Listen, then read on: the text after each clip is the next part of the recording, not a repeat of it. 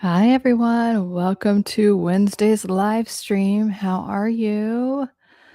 Let me know how you're doing. Let me know if you have any wins to celebrate. On Sunday, we kind of set intentions for the week and talk about intentions. I like that word better than goals. And any behavior shifts you want to do, like, oh, I've been really wanting to, whatever. So taking some type of pivot or movement towards that, any type of shift in behavior that you have, let me know in the comments. Any wins you want to celebrate, let me know in the comments. And of course, any questions you have about mental health, relationships, toxic relationships, personality disorders, I'm here for you. And while we're waiting for people to come in, I was just looking through the questions.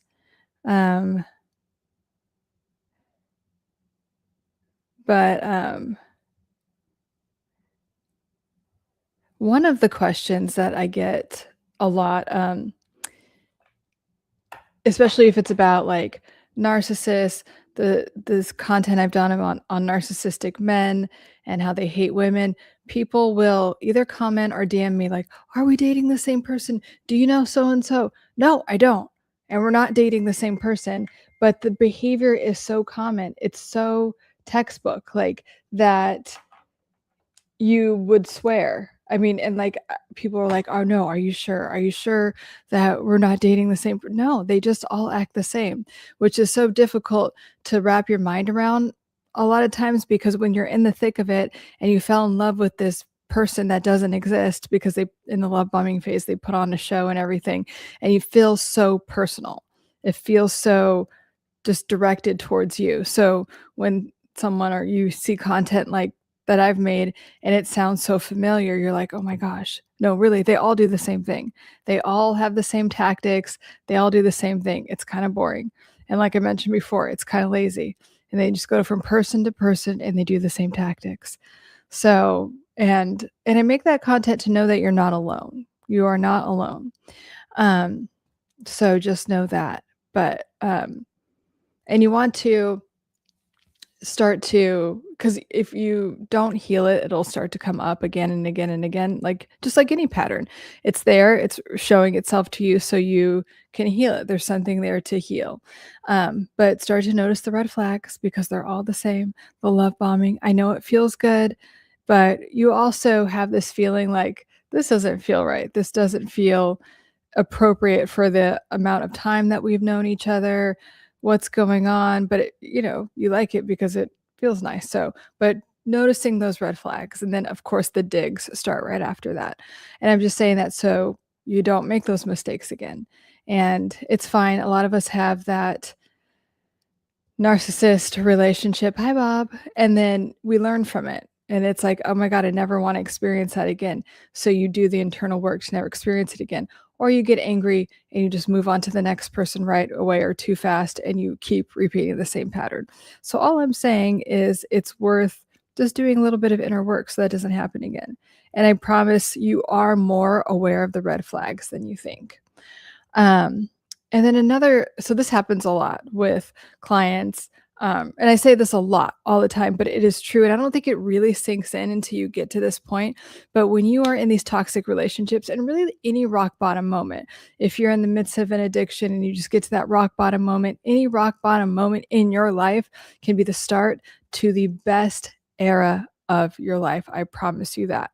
And with these toxic relationships, like, so much has to happen sometimes. A lot of times when I meet my clients, I'm like, okay, because I can see, you know, 3, 5, 10 miles ahead of like what's going to happen, right? And so sometimes I have clients that are just like completely will believe me and trust me and be like, okay, I'm really done this time.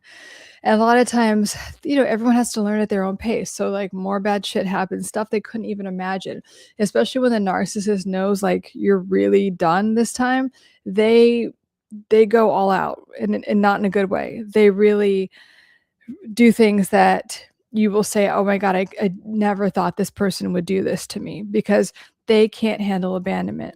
So it can get really bad. And I know this. I know it can, but I promise you, once you are really done with that type of dynamic, it could be the start of the best era of your life. And also, you don't like, because some of you say, well, I can't just leave right now because of this financial reasons or my marriage or whatever the situation is. You can start that even if you're still with one of these people. And yes, it could be more difficult, but you can decide to just not respond to certain things if you still have to live with them, and they're not going to be able to get the same type of supply needs from you, and they're not going to like that. But they like that. They would rather that than you completely abandon them, than you completely divorce them or completely leave them. So if you are in that situation, please know that you can also have that, happen. It's not just like, okay, well, yeah, I'm fucked because I can't divorce them right now. No, you can still be autonomous and you could still do your healing within the relationship or outside of it. Both are possible. And when you start that, when you make that pivot, I promise you, it is the start of the best era of your life.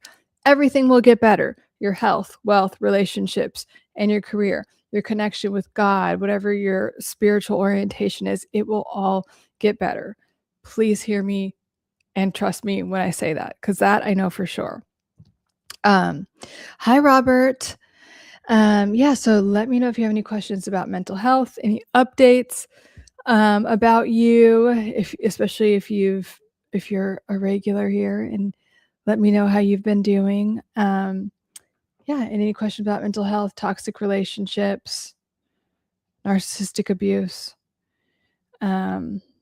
Let me see if I had any YouTube questions that I haven't answered.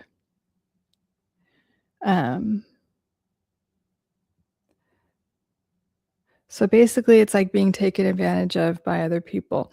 Yeah, I mean, so with narcissists, you do feel, hi, Miss Priya, you do feel like you're being taken advantage of because they, again, narcissists only, hi, Miss Priya, they only see you as supply. You exist for their ego needs, to praise them and adore them and all stuff, or for them to offload all their shit onto you and to treat you like shit and to dump all their shame and guilt, because they have a lot of it onto, or both, especially if you're in a romantic relationship with them, you do both all the time, because it's like that cycle of abuse. So yes, it does feel like that. It does feel like you're being taken advantage of. But here's the thing, like, you have more power than you think, even though in these situations you feel very disempowered, because you have given a lot of your power away out of fear, out of attempting to placate them, wanting things to be better, desperately wanting things to be better. But at any time, you can take that power back. And yes, they're going to kick and scream. They're not going to like that at first. But if you stand strong, I've walked a lot of people through this, and you're just like, no, this is what I'm doing, and this is how it's going to go. These are my boundaries. Narcissists, all these toxic people don't like boundaries. But if you just continue to say that, then they will back down. And yeah, they might find other supply in the background too. But with you, they're like, okay, I can't get that supply need met from this person anymore. So stay strong with your boundaries. And it's also really good for you in your evolution, because if you are in a dynamic like that, you probably have very porous boundaries. So it's an opportunity for you to have stronger boundaries. Miss Priya, my question I saved when you're currently called selfish, but they don't show interest in why you are doing something. They just assume you're selfish. They just assume that you're selfish just because of your existence. Because I will say that narcissistic people say that a lot, especially. And sociopathic people, I feel like they say that a lot too, is that anytime you're not doing exactly what they want you to do, you're selfish, and not in a good way. Right. Anyway, thanks, Bob. So yeah, Miss Priya, give me more context, because if they're just, I do things or take trips and they say that's selfish. If you're doing things for yourself, then that's fine, but don't show interest in why I'm going. Well, do you want them to?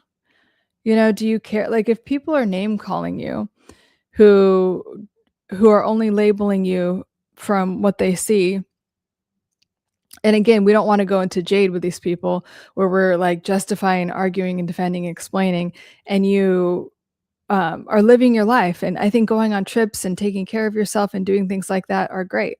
But the narcissistic cult of people, like, because it feels like you're in a cult, right? They don't want you doing anything for yourself. They don't want you having fun. They don't want you doing anything that brings you joy, and anything that doesn't directly benefit the narcissist or isn't giving the narcissist attention. They're not going to like that. So my question back to you would be like, why does it bother you? If these people are name calling you and they have no interest in actually learning about you, why you want to go on that trip, and they're just in the background gossiping, well, then that just means they're envious of you. And we can never stop people from talking about us. Even the people that you think you like, or that you think like you, and you never know it, because people are insecure. And so people project their insecurities onto you for no reason. Insecure. And so, sorry, I just want to look at the comments here. I still don't know what true love is. Let me finish up. So yeah, Miss Priya, does that make sense? Like, it's not going to, like, we can't live our lives for other people, but we can't use our precious mental energy, any of our energy, but especially our precious mental energy, to care why they're calling us selfish. If they were, interested in talking to you about things, that'd be different. But if they're just in the background calling you selfish, let them talk about you. That usually means you're doing something right when people are envious or talking about you, unfortunately.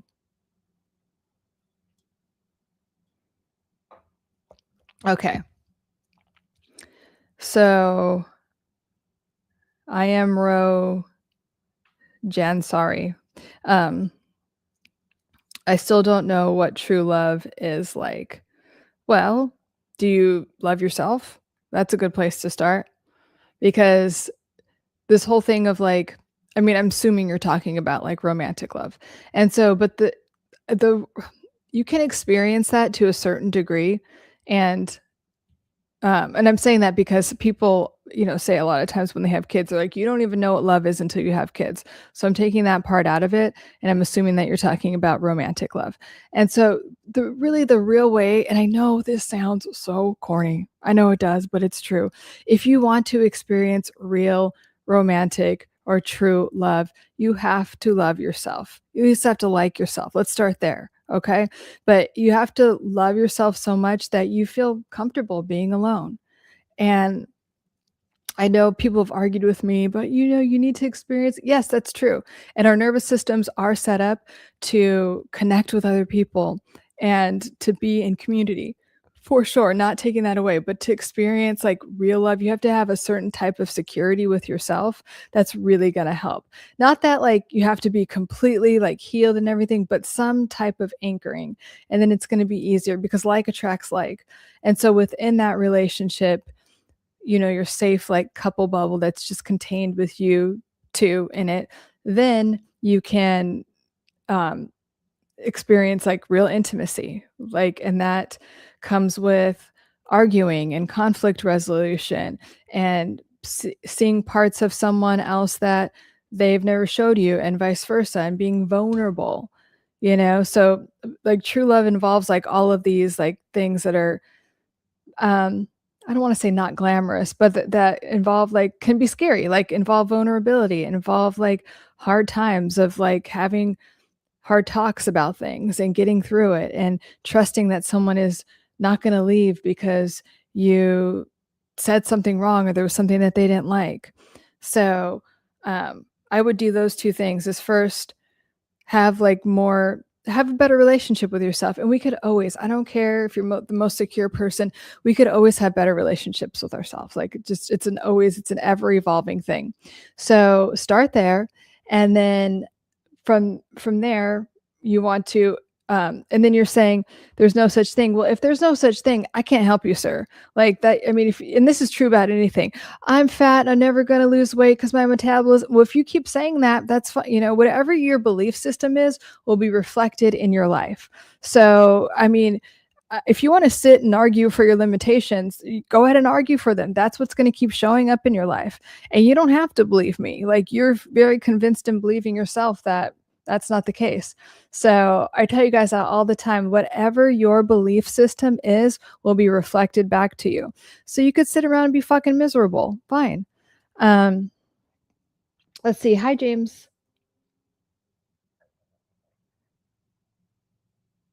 Hi, Mohammed. If you're happy, you will be loved. Exactly. And if you're miserable, you'll be fucking miserable. Like Cal, whatever wants to be. Hi, Fresh. Hi, Lauren. I'm going on 20 months being single. God is training me to love myself and enjoy my own company. I love that. And that is such a powerful experience to do that. There's so much profound, like, healing and just depth of everything that happens when you like choose to be alone in a conscious way. It's a really, I feel like, beautiful time.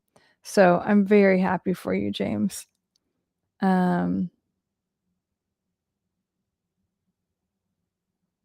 Hi, Bonita from West Virginia. How are you? If you have any questions about mental health, relationships, let us know. Just tired at the moment. Hope you're good. I am good. Thank you.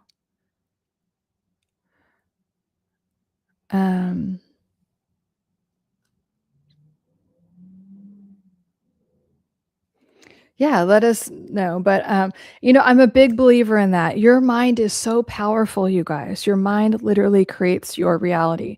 And I'm also passionate about it because it's like the most powerful people in the world know this, and they don't want everyone else to know it.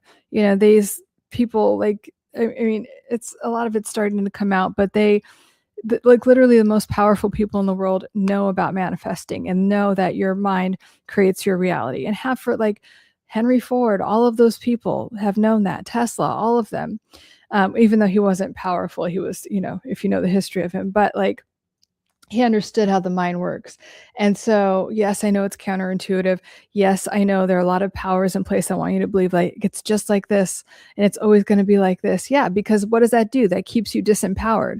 That you're easy to control and manipulate when you think, oh, love can never be this way. My health can never be this way. It's always going to be this way. You are easy to manipulate. So that's where they want you to stay. But when you understand how powerful your mind is, and sometimes we have to, especially if we've been running a certain program, sometimes we have to really just hone in and train our mind. This is where meditation can come in, and just focus on the thing that you want. Just breathe in and breathe out and focus on the thing that you want, knowing that you're literally the creator of your reality through your mind and your emotions. So you think a thought, and then what are the feelings that you have behind it? That is what really propels the manifestation into being, is that energy. It's kind of like, I heard this analogy that, like, the thought is like the bullet, right? But the emotion is like what makes the bullet go, like the gun that, like, presses the bullet out and, like, actually gives it motion. So how do you feel about that? Like, if someone were to call me, like, fat, for instance, that wouldn't have an effect on me. But if someone were to say something that, I don't know, that meant something to me, then it would trigger me. Like, I have emotion behind that. So can you put emotion behind your manifestations? And the best emotion to put behind it is, like, yeah, this is normal for me. Of course it's normal for me to have this amount of wealth and to have this beautiful relationship and to live here and to have this type of life and this type of career. Make it normal. Flood your mind with it like you're obsessed with it. Let's see. Miss Priya, why do we always hear the mantra, your parents always care for you? They want what's best for you, even when they act controlling. Well, parents are supposed to care for you, and want the best for you. But a lot of manipulative parents, narcissistic parents, toxic parents do that as a way to control. Well, I'm your mother. I'm your father. So it's like, now you have to do everything I say. And when they're being controlling, and oh my gosh, I've dealt with so many narcissistic parents where they're like, like sharing Apple IDs and like so they could spy on their kids, and they could even spy on their spouse because like sometimes their spouse doesn't know that the Apple ID, like they can get into the Apple ID. So anyway, to control the kids, not letting their kids use earbuds so they can always, I mean, I've heard everything, like tracking them. It's like sick, right? How controlling narcissistic parents can be.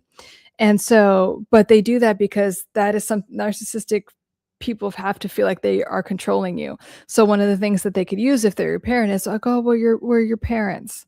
Okay, so especially if you're a full grown adult, like please get over it. Like, you know, and why is that even bothering you if you're a full grown adult? Like, I don't know. It shouldn't be. Like, it's time to drop that.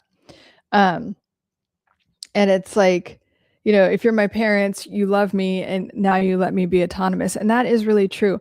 As a parent, when like toxic parents are really bad at this, they control everything, and they disable their kids. So a lot of, they have kids that are living with them into their 40s and just like kind of like they never launch. They never do anything with their life because the narcissistic parent wants to control them. And the narcissistic parent is so threatened by the idea of the child being better than them, which is so sad. Narcissistic parents do not want the best for their children, and they do not want you being, if your parents are like this, they do not want you being better than them, which is so sad. And it's really something you have to grieve. When I have clients that have gone through that, or like it just finally clicks in that it's like, oh my God, my parent doesn't want the best for me. That's something to grieve. Like this whole thing about wanting the best for you to try to control, they don't even want the best for you. They just want to control you. Again, you are just supply to them. They don't give a fuck about you. I hate to say it that way, but they don't. And that's something to really realize and let go and release. So in the future, when your toxic parent is doing their thing, it just doesn't mean anything to you. It doesn't trigger you at all. I feel that I lost myself. This is Urban Cowboy. Hi, Urban Cowboy. I feel like I lost myself. I had to create this cowboy persona just to get myself in the saddle. Well, I have two opinions about that. There's actually a really good book called, it's not called, is it called You Are the Avatar? Let me look it up. It was written by a sports psychologist, and he works with like all the best athletes and performers like Beyonce, all those type of people. And what he would do is tell them, okay, alter ego. And in alter ego, he tells everyone to get your avatar, which is what you're calling this persona, right?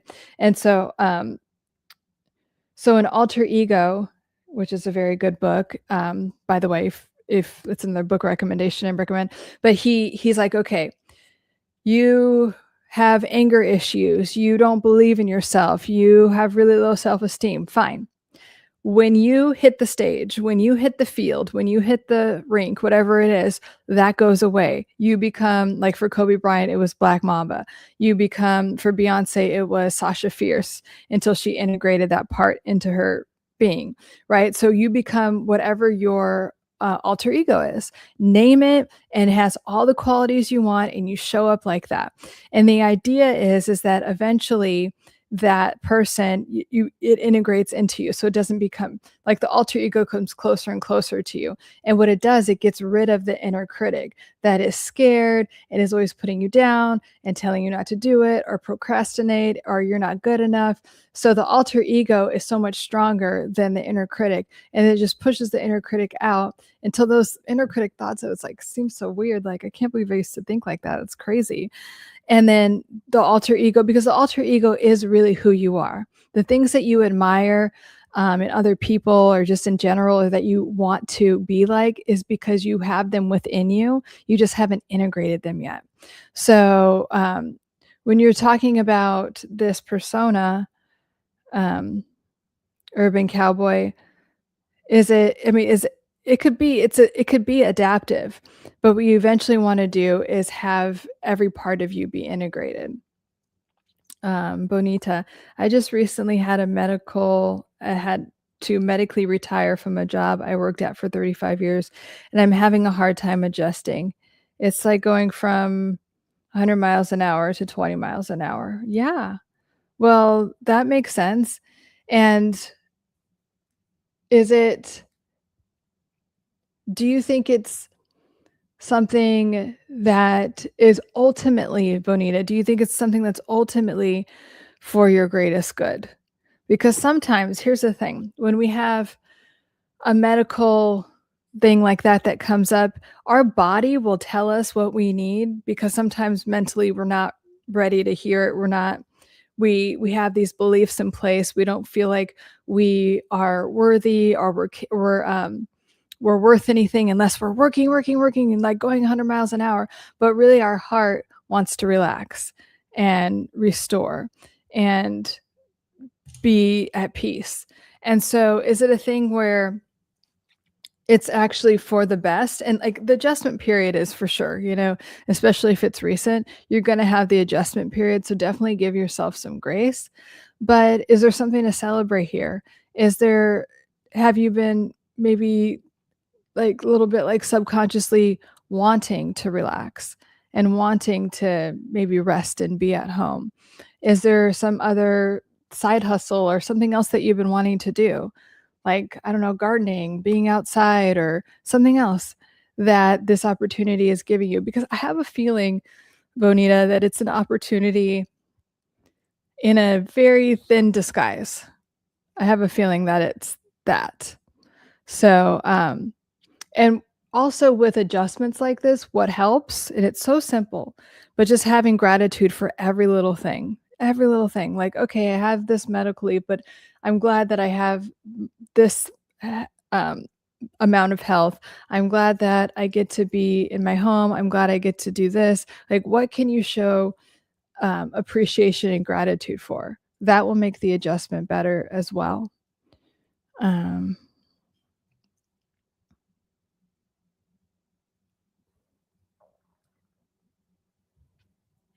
so yeah, let me know what you think about that, Bonita.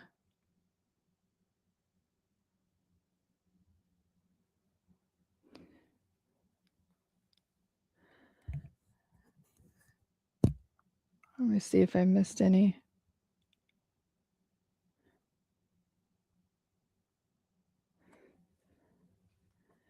And Bob is on it with the creeper comments.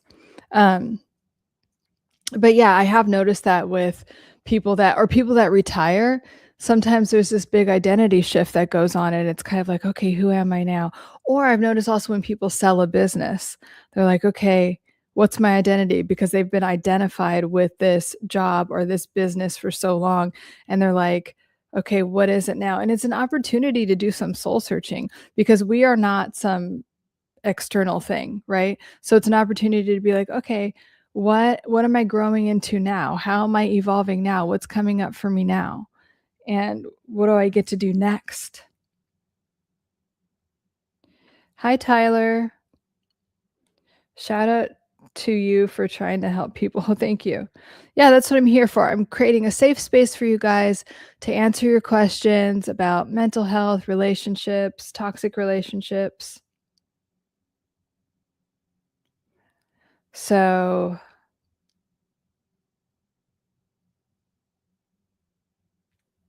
okay. I'm assuming this isn't like a whatever comment. So you're saying that your girlfriend has a guy on the side. I have to wait at home while they go out. It's hard to deal with. If it's not something you like, then why are you in the relationship? I mean, is there part of you that likes it? I'm just looking at the comment that Bob erased. So it's like maybe part of you likes it.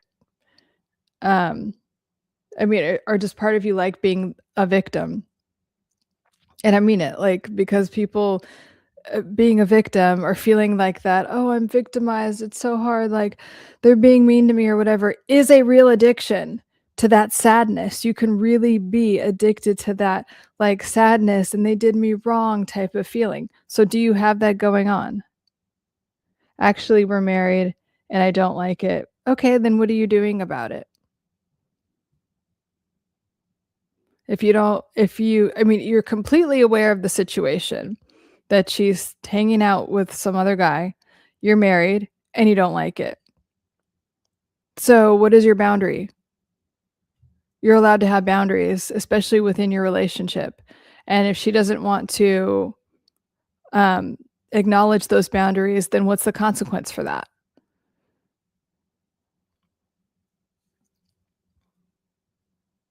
Tyler, that's awesome. I assume you're familiar with medication, yeah? If so, wanna drop some knowledge on the topic? Oh, I'm sorry, meditation. I was about to get all worked up because I don't like medication. I love meditation. I absolutely love meditation. A lot of my content, my handles are called Mental Health Hacker because I really want to show you guys in every way I can how to rewire your brain and regulate your nervous system so you could have whatever you want in life. And you could get over, even if it's like been a long standing pattern, I promise you, you could get rid of it faster than you think. And you don't need medication and you don't need years of therapy. So, meditation, I really think is a wonderful way to get there. A lot of people are intimidated by meditation. You can do it for 3 minutes or 5 minutes. You could do it for 1 minute and then work up to 2 or 3. Some people say, "Oh, I can't meditate." I think it's really hard to just sit with your thoughts sometimes and watch them and let them pass. But meditation can be anything. You could also do walking meditations. It's just an opportunity to clear your mind. I personally think of it as mental and energetic hygiene, right? You wash your body, you brush your teeth, and it's a great way to just really cleanse your mind and regulate your nervous system. I highly recommend doing it as soon as you can when you wake up. I mean, I'll meditate while I'm waking up in bed. And then as you go to sleep, and the meditation I do when I sleep is to just focus on what I'm creating in my life as if I already have it.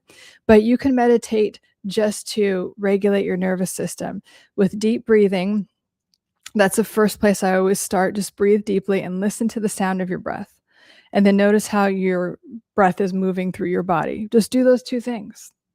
It's really, you could, and from there, you could do all kinds of meditation. You could do a guided meditation, but they all very much regulate your nervous system.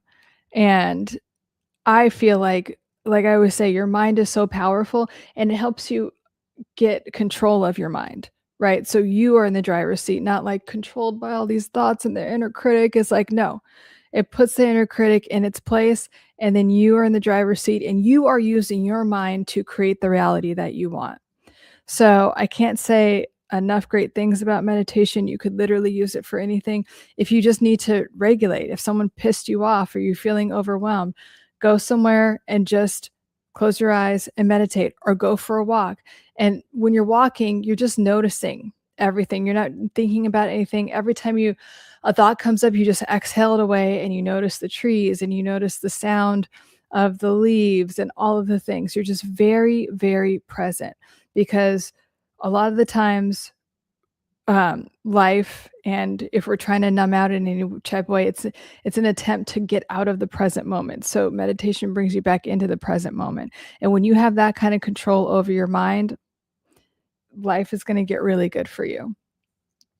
So I very much recommend that. Miss Priya, is there a trap of childhood of always seeking parental approval that we carry into our relationships? Yeah, until you heal it.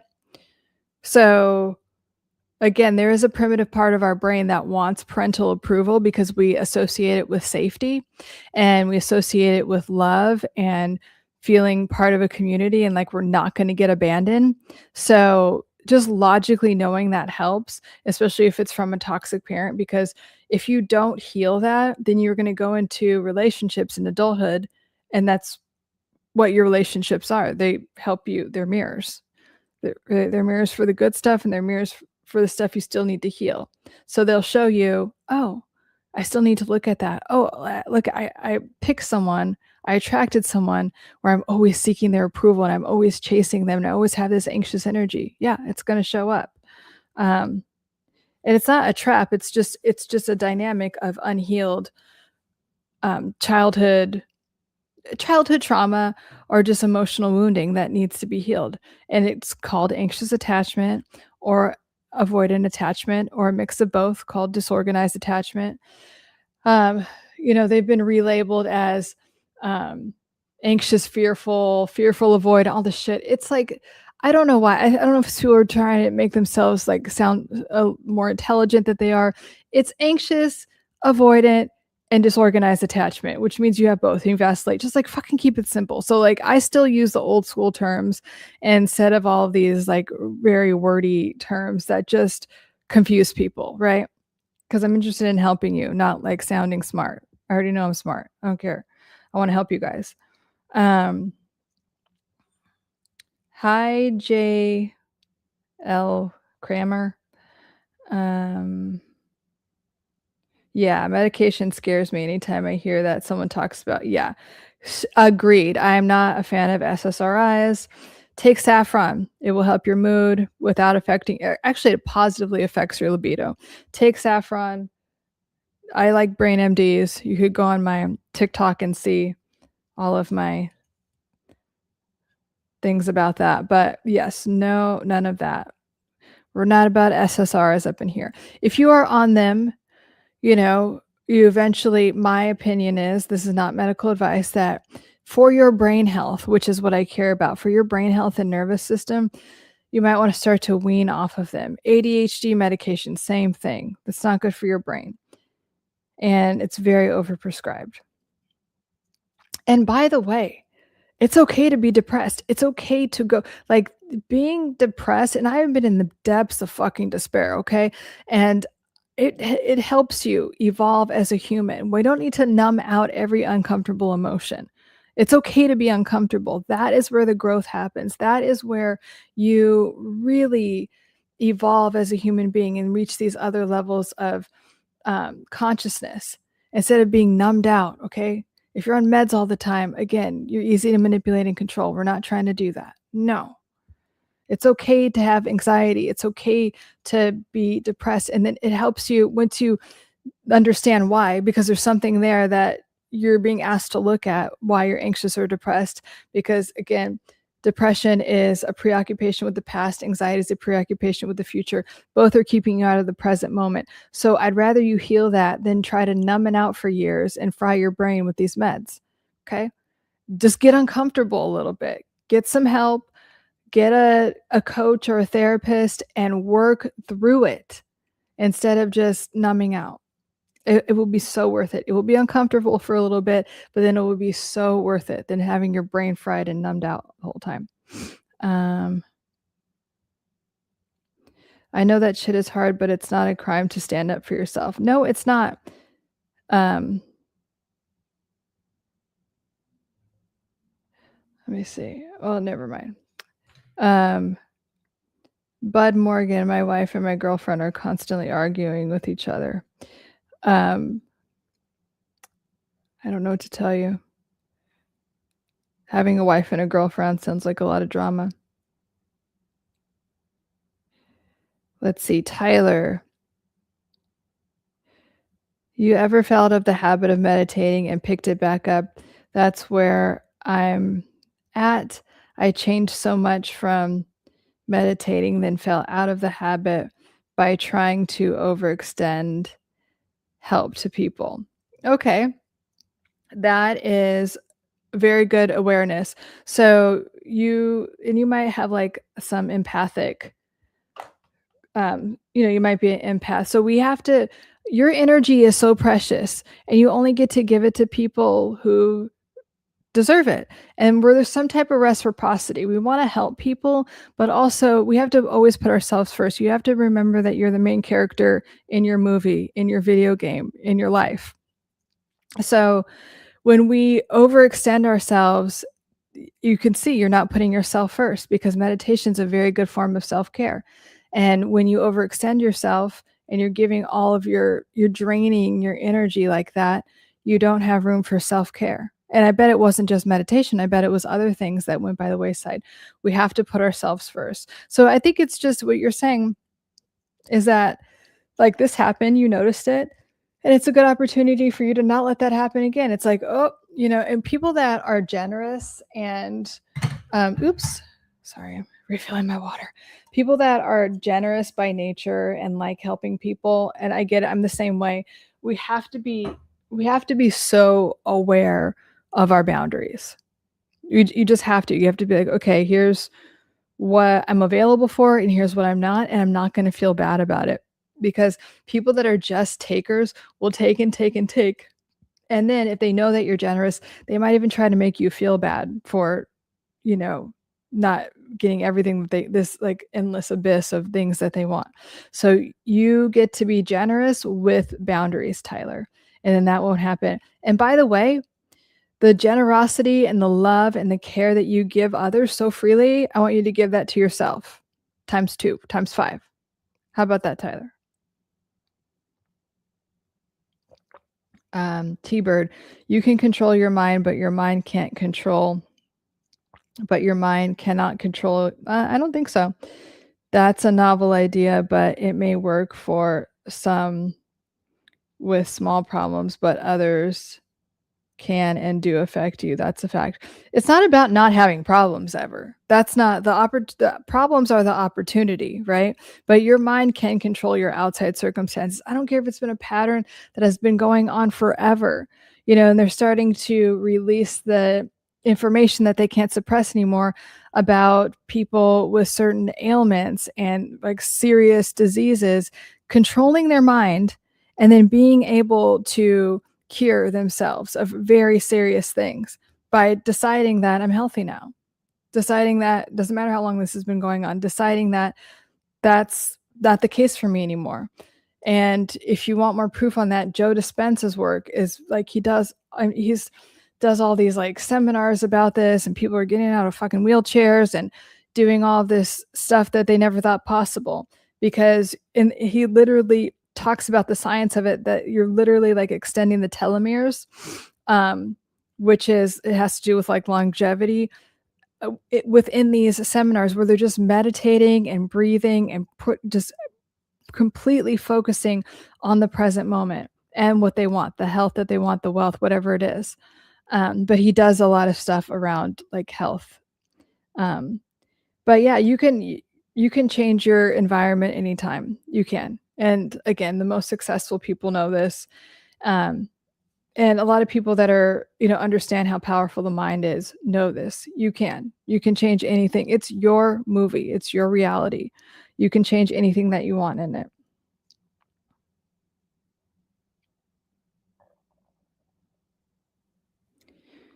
Tyler's saying it's not just women, and unfortunately it's values, people that just don't value loyalty. Yeah. I mean, some people don't value it. But my thing is, like, you're the one asking me the question. So why are you attracting that why are you tolerating this dynamic? And so, yeah, you're married, but how long has this been going on? Like, has this been a dynamic that's always been I'm sure it has. I don't think she just magically became this way. So all I'm saying is this, like, your boundaries are porous somewhere. And there probably is a dynamic where it could have started a long time ago where you felt victimized. And so what we don't heal in our relationships, we, even from the past, from like family, right? Whatever we don't heal, we recreate in our relationships. So somewhere along the line, you might have felt victimized, you might have felt betrayed, you might have felt abandoned.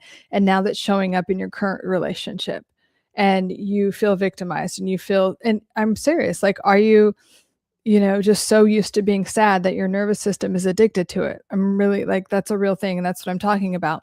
And with this, is it, let me scroll back up. With this, it's like you get to have boundaries in your relationship. So if it's like, this isn't okay with you, then you get to tell that person that it's not okay with me. So what is the consequence for that? Does she move out? Do you get a divorce? Do you guys separate? You have to think about that. And that's true for anything in any relationship.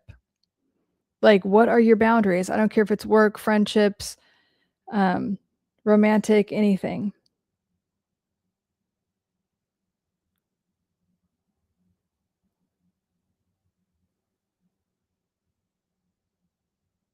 Let's see. Good morning. Where are you calling or where are you tuning in from? Salvara, Holland.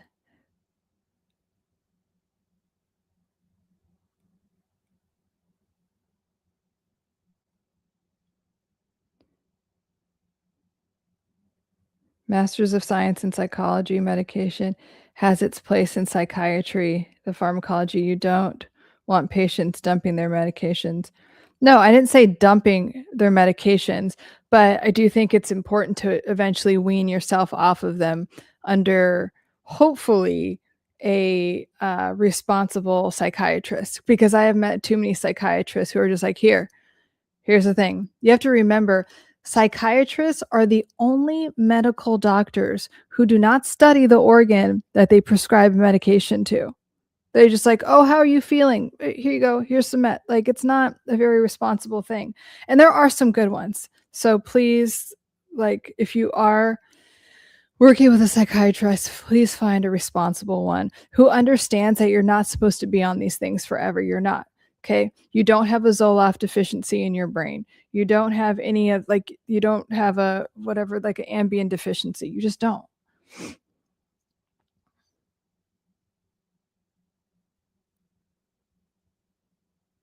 Miss Priya, do you notice corporations want narcissists as bosses because they take power and get things done? No, I don't. Narcissists, because of their entitlement and their need for control and things like that, a lot of them can become very successful. And I feel like that has its limits, but especially nowadays where there's so much awareness of narcissists, that I don't see that. I don't think that companies go out of their way to hire people like, oh, let's pick a narcissist. What they want is someone like, because I do a lot of executive coaching, they want someone that has a good track, especially if like you're like on the C-suite level, like a CEO or a CFO or something like that. They want someone that has a good track record, that gets shit done, but that also, like, especially in a CEO position, you need to know how to talk to people.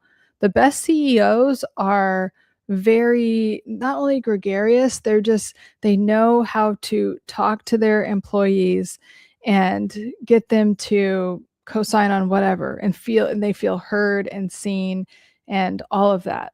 They're not just like these people. I mean, maybe back in the day, these people just up on their throne, but it's not like that anymore. But narcissists, they're very, that love bombing stage, they do it in work environments too. They know how to put on like that charm and really get people to buy into them. So it can happen, but do companies go out of their way for that? No.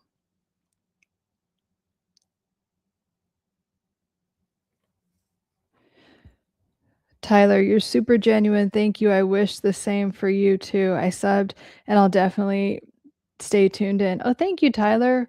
I appreciate you. I appreciate you too. Thank you. Yeah, I mean, I keep it real up in here. So thank you. Um John Wood, psychology, there's so much to dissect as it does not define sociology. And there is, I don't know what you're talking about or what you're trying to say, John Wood.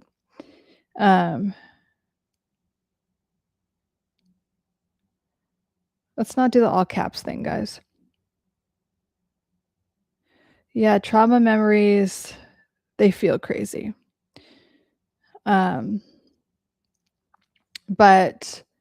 if you're having trauma memories, I would definitely work with someone because they're asking to be released. It's your brain trying to digest and release those things.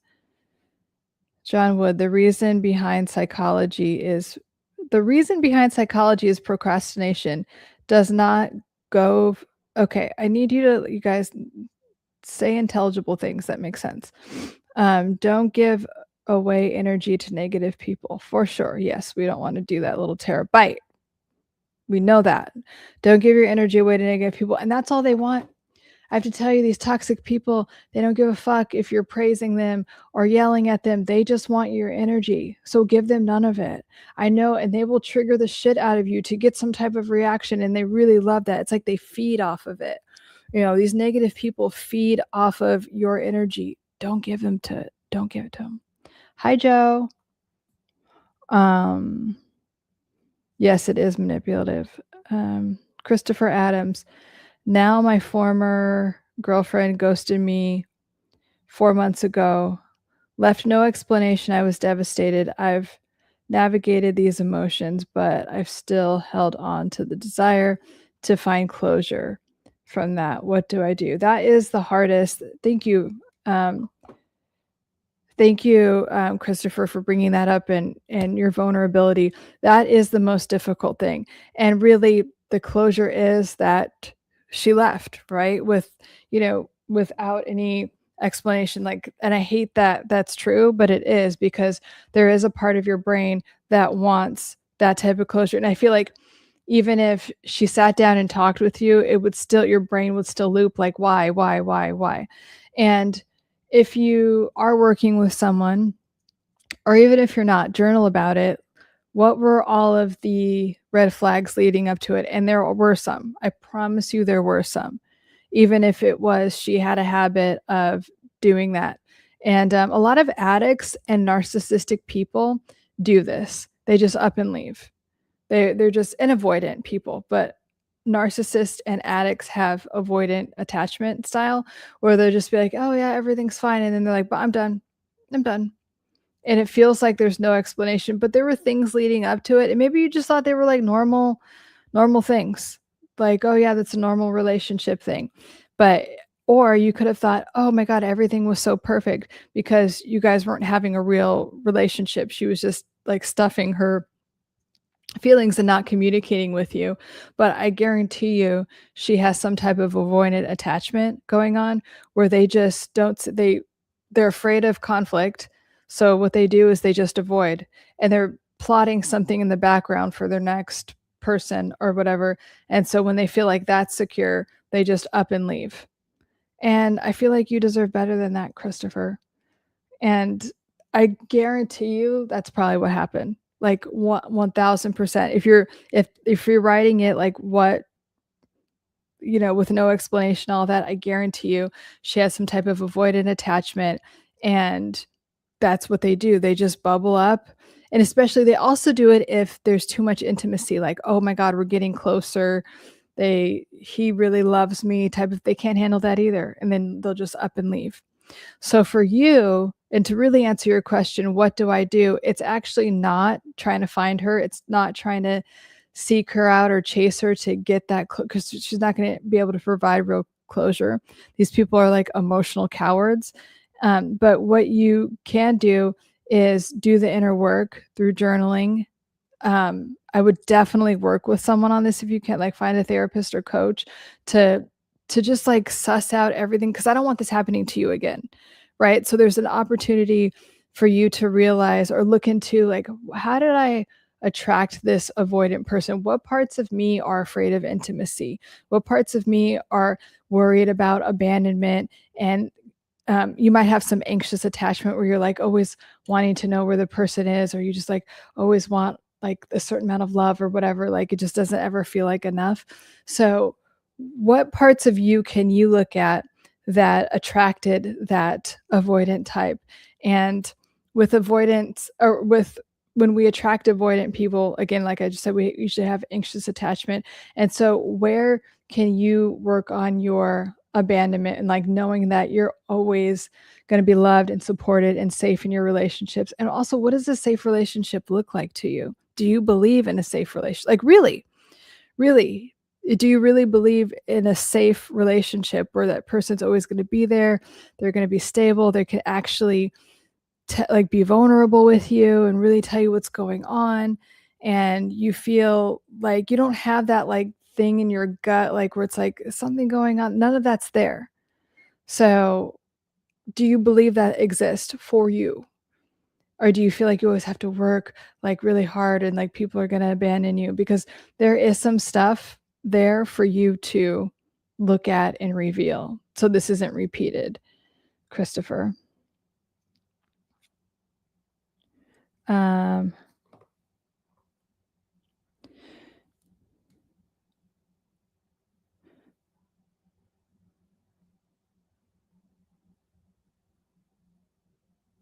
See, little terabyte, I do believe that people can be good to each other. Again, like if your predominant belief system is that people aren't good to each other, that's going to be reflected into your world, you know, but I'm good to my people. I'm good to myself, and I'm good to my friends and my family, and that's reflected back to me. I'm good to my clients and my course students. I very much care about them. You know, I tell my clients I love them all the time because I really do. And I love you guys, and that's reflected back to me in my world. Like, hi, Avian. So do you know what I'm saying? So we get to decide what's true for us. And when you decide what's true for you, even if you don't even fully mean it, like, or fully believe it, but it's something that you desire, why not just try? Just be like, you know what, just for this week, I'm going to decide that things go my way, that actually people love me, that actually I'm safe and taken care of, and that God loves me, or whatever it is for you, instead of having the belief that like everyone's bad.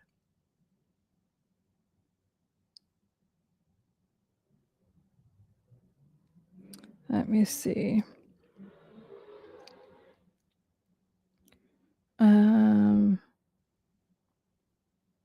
Yeah, the red flags.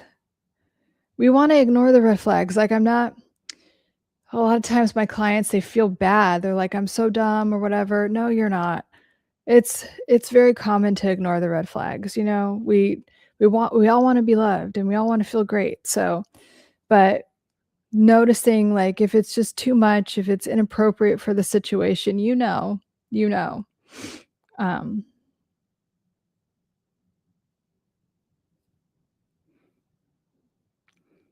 Yeah, and shadow work is just that, like what I was just talking about. Avian, stay focused and keep moving forward. No more toxic or negative people for good. Yes, Avian, that's what I'm talking about, girl. I mean, I'm assuming you're a girl. I don't know if you're a girl. Sorry. But yes, Avian, that's what I'm talking about. I love that. That's what we're focused on. Christopher, you're welcome. Terabat, I do too. It's me trusting myself that I am worthy. Yes, you are worthy. All of you guys, you're worthy of whatever it is that you want to be, do, or have. Like, you are worthy of that. Please know that. I want you guys to like completely focus on that, okay? Till Sunday, till we meet next. You are worthy just innately, just for existing, for what you want. You know, whatever you call your higher power, put those desires in your heart because you're worthy. You're supposed to have them now. You're immediately, you don't have to do anything. I promise you don't have to do anything. You're just worthy of it. All you have to really do is receive. Like, just be like, okay, this is normal for me. Of course I have this. Well, you get to decide it for yourself now, little terabyte, that you are worthy, just innately, just because you exist.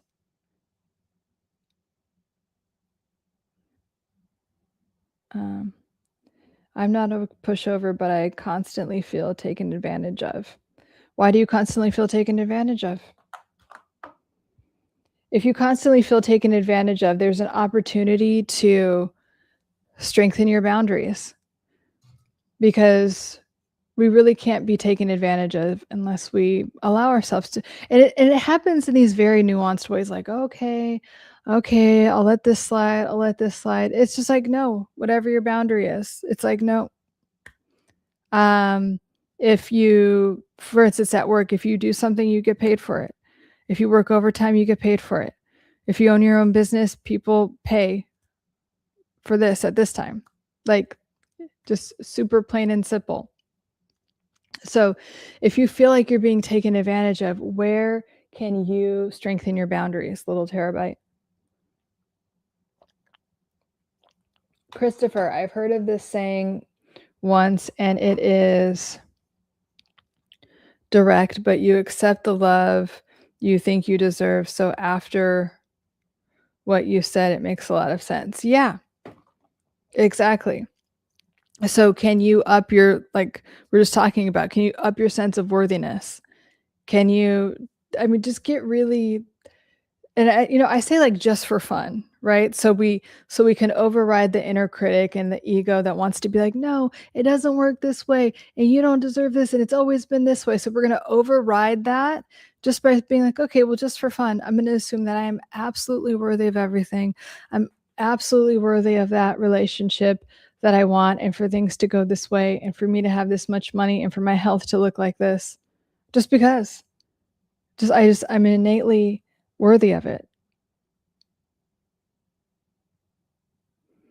Little terabyte, you're right. I'm too empathic, thinking everyone has good intentions. My boundaries are going to be a fortress. Yeah. So a lot of times when people are like, oh, and I had this too. I had this issue too. So it's like, it happens, but it's like, oh, I have good intentions. So I feel like everyone else does. What the underlying thing is the underlying need or desire is to like be loved. It's kind of like, I give all of this love. And so I'm going to assume everyone else is that way, or I'm just going to put my blinders on because I really want this thing. I really want to be treated this way. So I'm going to go after like wherever I can, and usually the wrong people, because I really want this to be loved. But we sometimes we get that from toxic parents, parents that weren't available in some type of way, just emotionally unavailable, emotionally immature parents.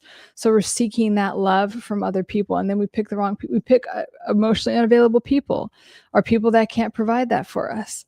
So if you can look at that and know that, okay, I'm worthy of the love and care I so freely give, first of all, and that I have amazing boundaries because I care about myself and my energy is precious. So, of course, I'm going to have excellent boundaries, and only the people that deserve my energy get it, where there's reciprocity.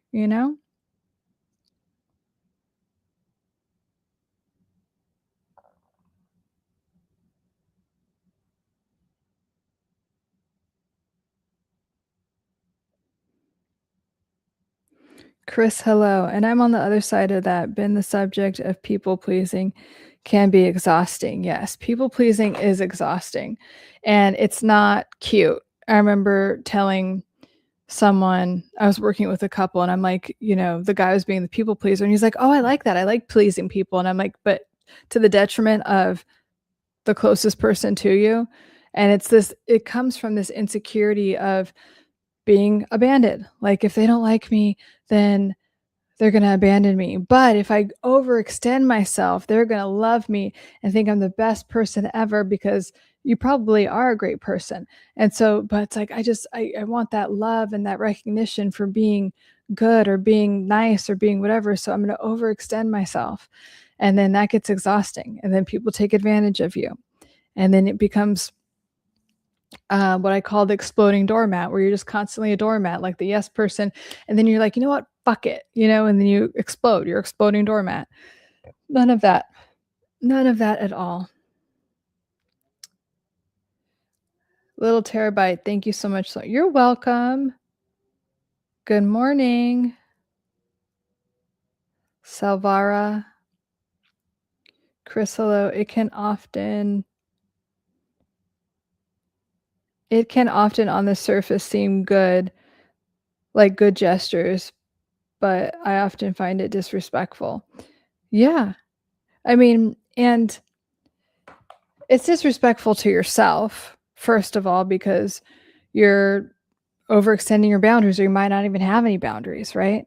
So there's that, and then other people pick up on that and they start being disrespectful to you.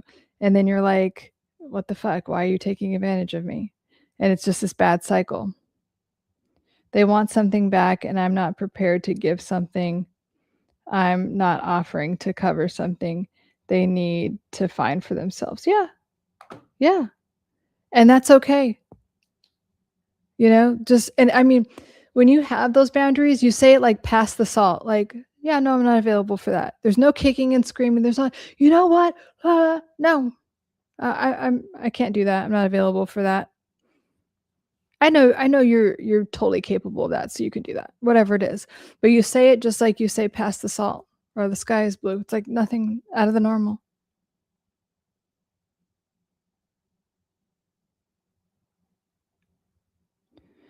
All right. Well, let me know if you guys have any questions. I'll wrap up in a few minutes. If you're new here, I live stream on Wednesdays at 6 p.m. PST and Sundays for Soothing Sundays. We just mentally get focused for the week. We chat. Soothing Sundays is at 5 p.m. PST. Exactly, without motion. Just matter of fact. Yeah. No biggie. You're not making a What's your question, Chris? Yeah, but you're never making a big deal of it when you have boundaries. It's like, "No, I'm not available for that." Like, if someone's asking you, like, if you're in bed at 10, someone's like, "Let's go out to get drinks," and you're like, "No, I'm in bed." Like, it's not a big, it's just whatever it is. Hello, Yvette. Hi, Yvette. How are you? Welcome. We're talking about mental health and relationships. We're kind of wrapping up. I'm seeing if Chris has a question. He might be typing it right now. And let me know if you have any other questions before I wrap up.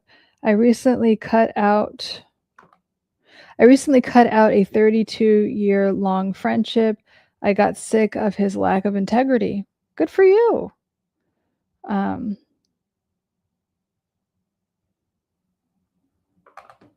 I think that that's wonderful. Like, if someone doesn't have integrity and is making you uncomfortable, or just doesn't, your values don't align, it is hard sometimes after a long period of time. I've had that happen. I think many of us have it. It feels, there's a lot of grief that goes along with that type of ending, or a friendship that's gone for so long. But he's part of my inner circle in group, WhatsApp, etc. Okay. He's allowed to be friends with other people.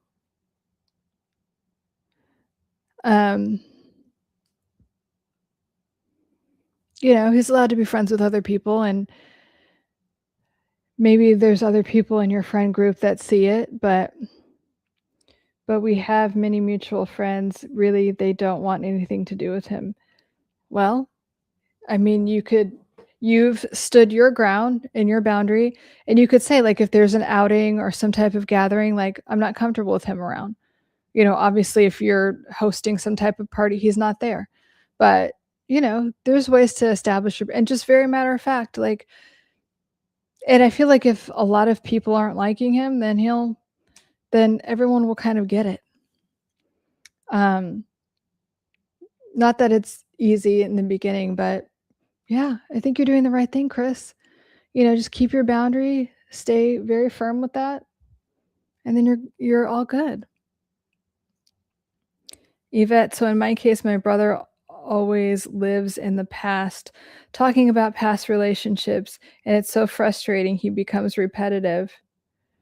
This is like the boundaries talk today. This is another time for boundaries. Like, so with that, Yvette, he obviously has unprocessed feelings around the past that he can't let go of.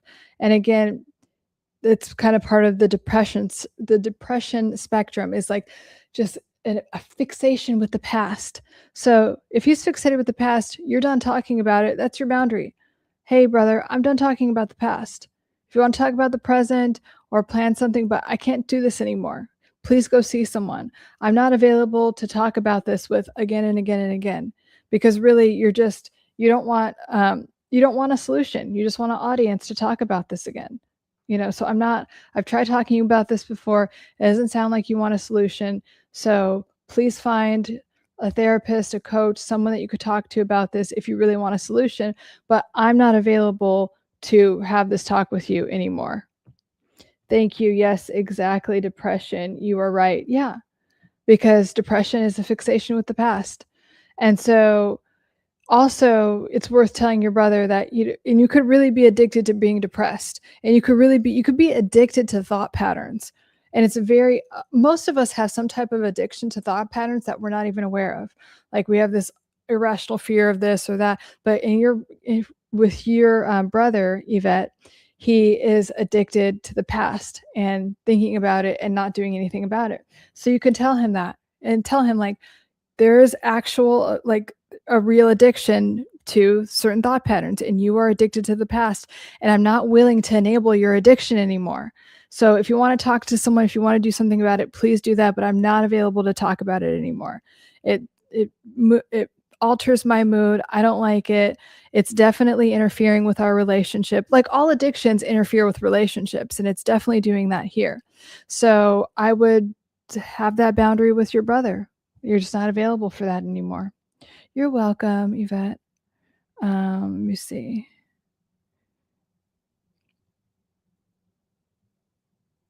Tyler, Sundays, I'll definitely try to hop on. It will be nice reminder to balance and listen to logic from one that's like-minded. I'll have to check in with ya. Yeah, of course. You're so welcome. I look forward to seeing you on Sunday. I look forward to seeing all of you guys on Sundays for Soothing Sunday. But excellent questions. I think the theme here is for everyone to know their boundaries, establish them if you have not, in every area of your life, health, wealth, relationships, career, your boundaries with yourself, and keep them. And your life will get a lot better when you do that. Boundaries are very healthy and we need them. Excellent questions, you guys. And I will see you guys Sunday. I love you.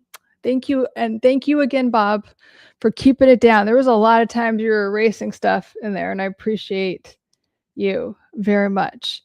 So let's thank Bob as well. Thank you, Bob. Such a great host. Thank you, thank you, thank you. And yeah, and then in the meantime, if you guys have any questions pop up, you can write it in the comments here, because I just leave these things up, or you could DM me on Instagram or TikTok, okay? All right, so I will see you guys on Sundays. Love you.